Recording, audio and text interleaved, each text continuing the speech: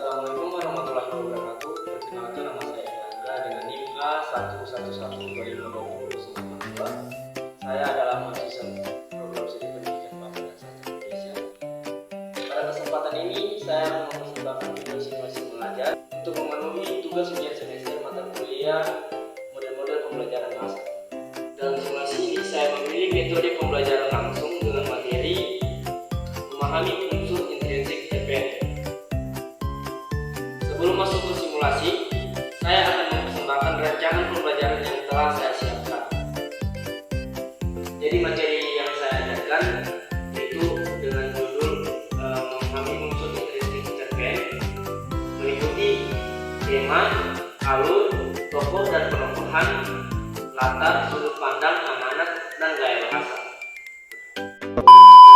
Baik anak-anak, sebelum kita memulai pembelajaran, Bapak ingin menanyakan sesuatu kepada kalian. Apakah kalian pernah membaca cerita pendek atau cerpen?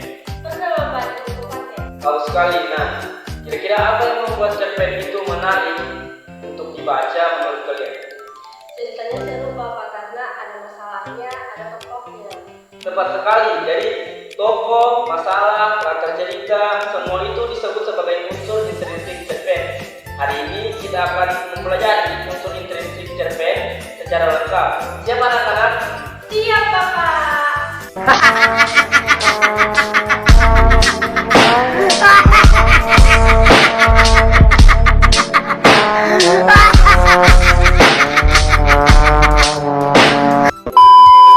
Baik, pertama-tama mari kita pahami dulu apa yang dimaksud dengan cerpen.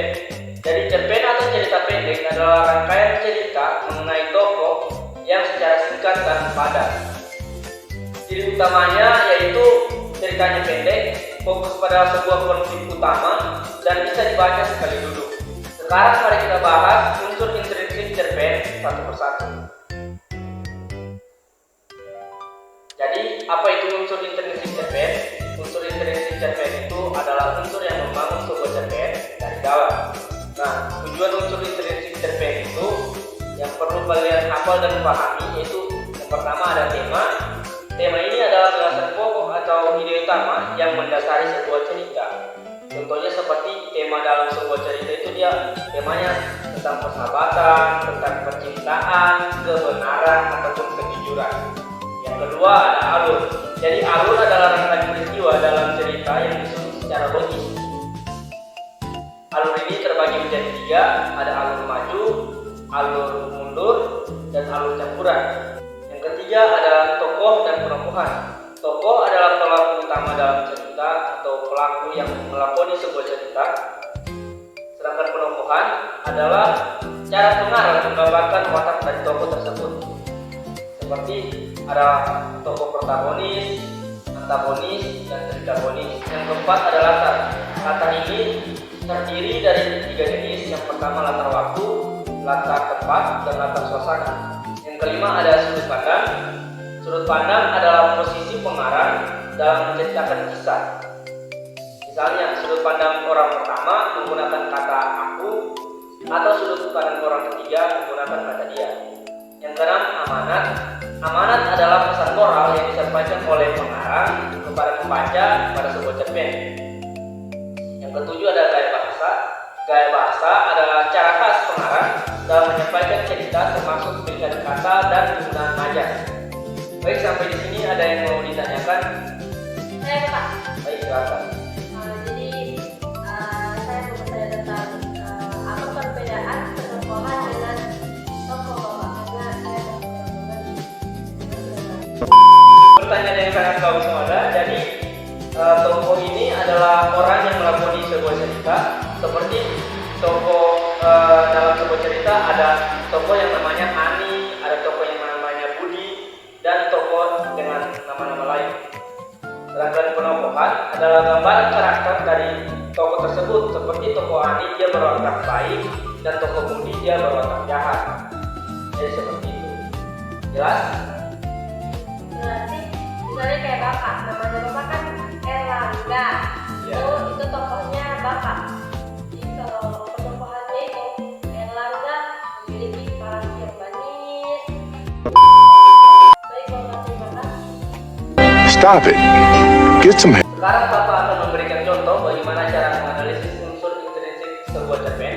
Jadi perhatikan cerpen yang sudah Bapak bagikan kepada kalian.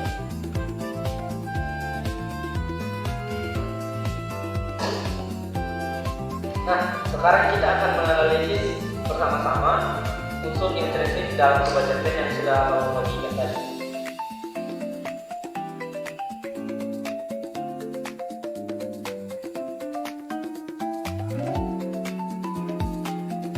Jadi berdasarkan analisis, saya menyimpulkan bahwa tema dari cerpen tersebut adalah kepedulian sosial atau tolong-menolong. Karena ceritanya itu berfokus pada tindakan Rina yang membantu anak kecil. Sedangkan tokoh-tokoh dalam cerpen tersebut, yang pertama ada Rina sebagai tokoh utama dan ada anak kecil sebagai tokoh pendukung. Penokohannya, jadi tokoh Rina ini digambarkan sebagai sosok yang peduli dan pemberani. Ini terlihat dari kalimat tanda kutip, tanpa pikir panjang, Rina mendekatinya, tutup tanda kutip. Sedangkan latar tempat berlangsungnya cerita tersebut yaitu di tepi sungai. Latar waktu sore hari saat matahari terbenam.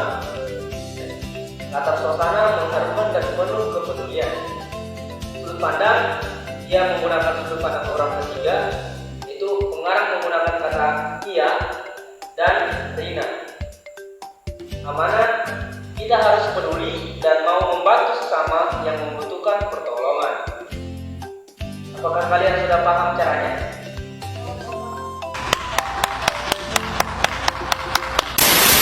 Bagus, sekarang giliran kalian untuk menganalisis unsur intrinsik cerpen. Bapak akan memberikan penggalan cerpen lain untuk kalian analisis. Baik, waktu habis. Sekarang siapa yang mau menjawab? Bapak, saya. Baik, silakan. Jadi dari analisis yang saya dapat Bapak dari cerpen tadi, yaitu temanya tentang kerja keras dan pengorbanan. Terus tokohnya itu Dani, dan itu yang memiliki sifat yang harmonis, wataknya bekerja keras dan penyayang. Terus kata tempatnya itu Bapak di desa dan di ladang. Terima kasih Bapak. Luar biasa sekali, berikan aplaus kepada teman kalian.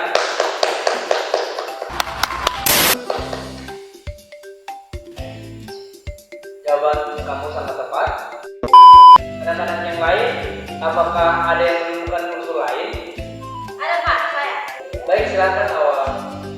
Baik Bapak, dari analisis cerpen tadi saya mau dari unsur lain yaitu amanat ya Bapak. Jadi amanat dalam cerpen tadi kita harus bekerja keras dan berbakti kepada kedua orang tua Bapak. Itu saja, terima kasih.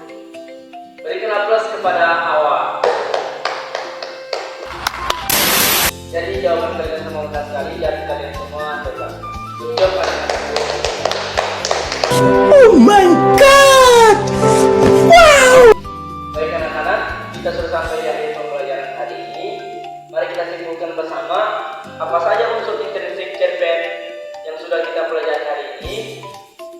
Tema, alur, tokoh dan ketokohan, latar, sudut pandang, amanat dan gaya bahasa Bapak.